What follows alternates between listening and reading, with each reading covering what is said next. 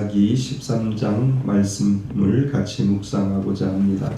블레셋 사람들이 이스라엘 백성들을 많이 괴롭혔습니다. 그래서 하나님께서 그들을 구원하시기 위해서 훌륭한 사사를 보내주었지요. 그 사사의 이름은 삼손이라고 오늘 본문은 우리들에게 이야기를 하고 있습니다.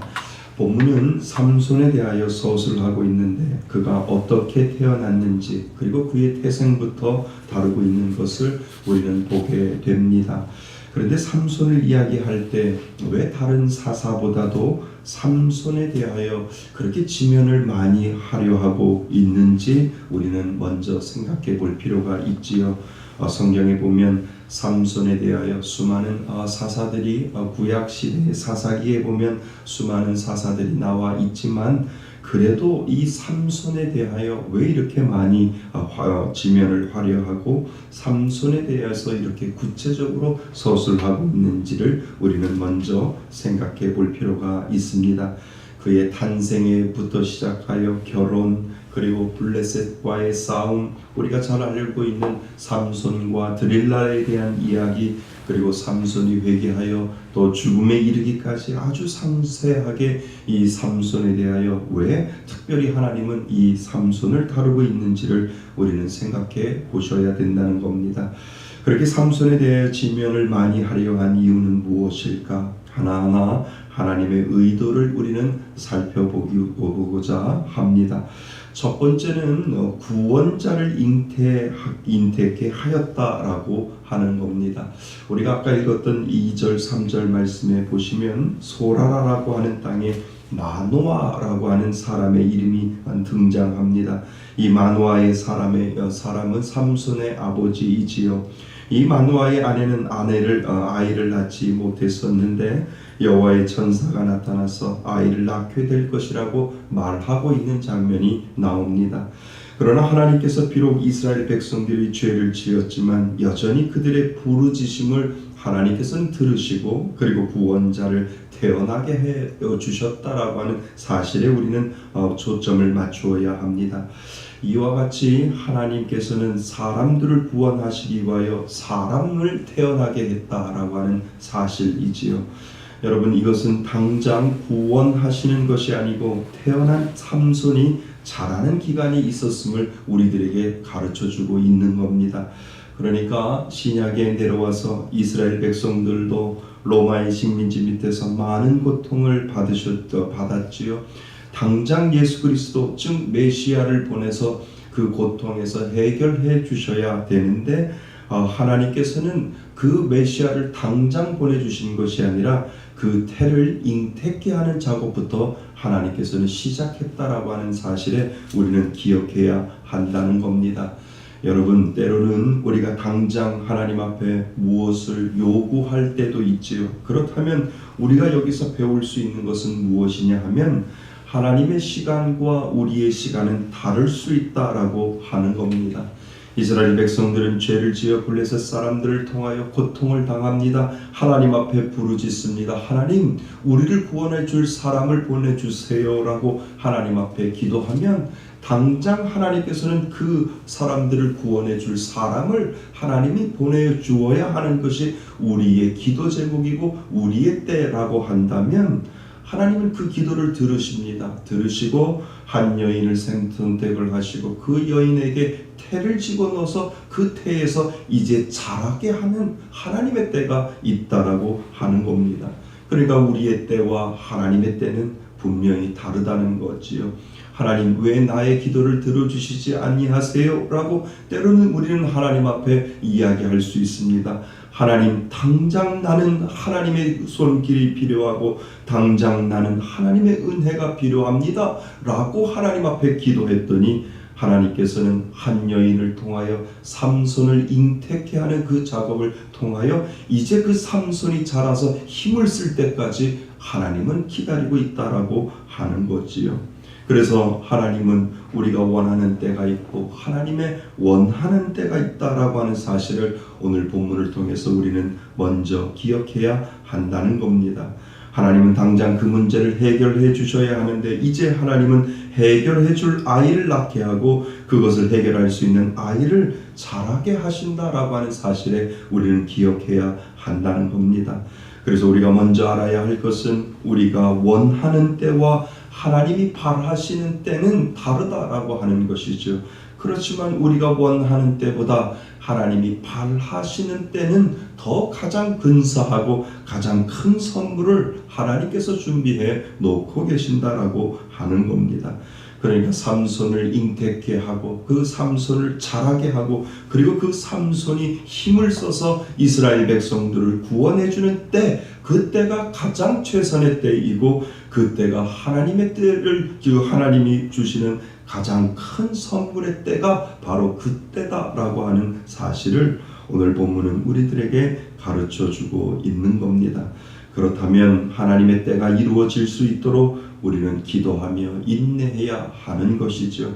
때로는 우리가 하나님 앞에 기도할 때 하나님 왜 이렇게 늦어지는데요? 라고 생각한다면 오늘 본문처럼 하나님은 분명히 누군가를 잉태케 하시고 그 문제를 잉태케 하여 주셔서 하나님께서 그 일을 해결해 주실 수 있는 가장 최선의 때를 하나님께서는 기다리고 계신다라고 하는 것을 인내하며 우리는 기도하며 기다려야 된다라고 하는 사실을 본문은 오늘을 사는 우리들에게 가르쳐주고 있다는 것이죠.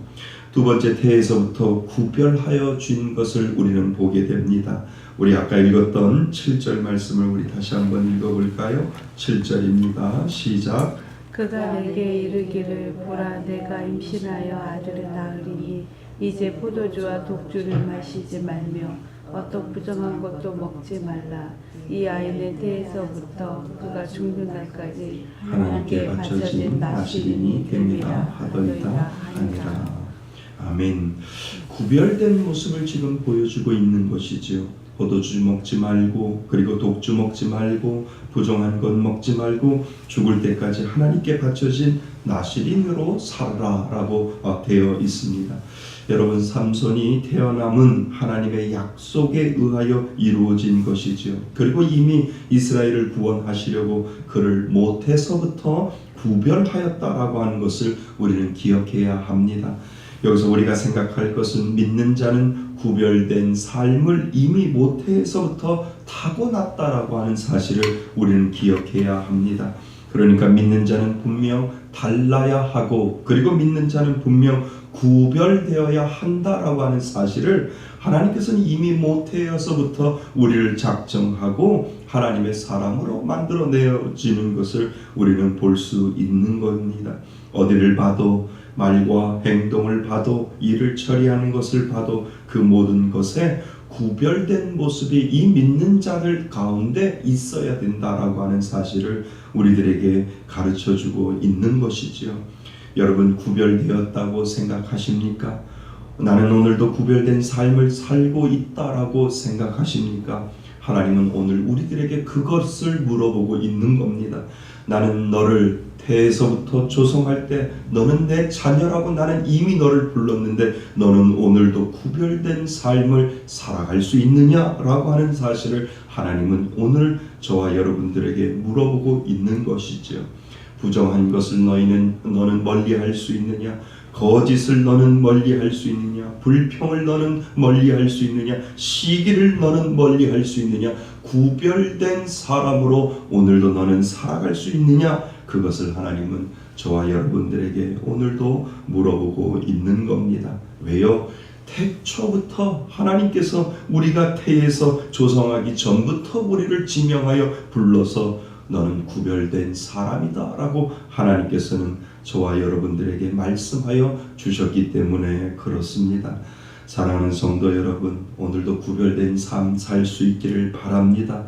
여러분들의 말에서도 구별되고 여러분들의 행동에서도 구별되고 여러분들이 일을 처리하는 모든 것에서도 오늘도 구별된 모습, 믿는 자의 모습을 오늘도 보여드릴 수 있기를 주님의 이름으로 축원드립니다.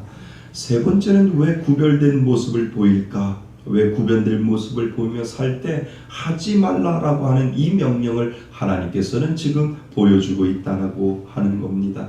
방금 말씀드렸던 것처럼 포도주 먹지 말고 독주 먹지 말고 머리털도 밀지 말라. 왜 하나님께서 이렇게 말씀하여 주셨을까? 그러니까 부정한 것을 가까이 하지 말라고 하나님께서 말씀하신 분명한 이유가 그곳에 있다라고 하는 겁니다. 여러분, 그 이유는 하나님께서 귀하게 쓰시는 사람은 영적으로 늘 깨어 있을 때, 그리고 그 모든 부정에서 멀리 떨어져 있을 때 그때 능력이 나타난다라고 하는 것을 하나님께서 가르쳐 주기 위한 것입니다. 능력은 그곳으로부터 시작된다는 겁니다. 부정하지 않는 곳에서 하나님의 기적은 시작되고, 부정하지 않은 곳에서 그때 하나님의 기적과 하나님의 능력은 나타난다라고 하는 사실을 하나님께서 오늘을 사는 우리들에게도 동일하게 가르쳐 주고 있는 겁니다. 부정한 것을 가까이 하면 죄악 가운데 살 수 있는 것이고, 그 죄악 가운데 있을 때 하나님의 능력은 나타나지 않는다라고 하는 사실을 우리들에게 가르쳐 주기 위한 것이지요. 그래서 하나님이 사람을 통해서 큰 일을 하시기 원할 때 가장 기본이 무엇이냐 하면 부정한 것과 죄악을 멀리 해야만 하나님의 능력을 볼 수 있다라고 하는 겁니다. 그래서 가장 중요한 것이 우리들의 삶 가운데 깨끗함이지요. 가장 중요한 것은 죄를 멀리하고 부정을 멀리해야만 삼손에게 능력이 나타나듯이 하나님은 오늘을 사는 우리들에게도 동일한 능력을 보여줄 수 있다라고 하는 겁니다. 그래서 오늘도 우리는 깨끗하게 살아야 되죠. 하나님, 나에게 주시는 이 은혜를 오늘도 하나님의 능력을 바라보고 살고자 원합니다. 죄와 멀어지게 하여 주옵소서. 하나님, 나의 부정을 제하여 주시고 오늘도 깨끗한 마음으로 살아갈 수 있도록 해 주옵소서라고 우리가 기도할 때 그 가장 기본된 마음 가운데 하나님의 기적은 나타나는 것이고, 하나님의 능력은 나타나는 것이고, 하나님이 이 삼손에게 보여주었던 그 능력 그대로 오늘을 사는 우리들에게도 하나님의 능력과 하나님의 기적을 보여주실 줄 믿습니다. 그래서 하나님 앞에 오늘도 하나님 깨끗하게 살겠습니다. 내 마음 가운데 하나님 청결한 마음을 주시고, 하나님의 성령의 은혜가 떠나지 아니하고 늘 내 마음 가운데 자리 잡을 수 있도록 인도하여 달라고 오늘도 기도의 자리로 나아가셔야 될 줄 믿습니다. 하나님의 때와 우리의 때는 여러분 다르다라고 하는 것을 인정하시기를 바랍니다. 정말 하나님 앞에 부르짖을 때 삼손을 태어나게 해서 그 삼손의 기간 동안 우리의 하나님의 때를 기다릴 수 있도록 하나님께서는 만들어 주셨다라고 하는 사실을 기억하며, 하나님 오늘도 깨끗함을 유지하며 살겠습니다. 그 안에 능력을 보여 주옵소서. 하나님 앞에 오늘도 기도함으로 나아가실 수 있는 저와 여러분이 되시기를 주님의 이름으로 축원드립니다. 아멘.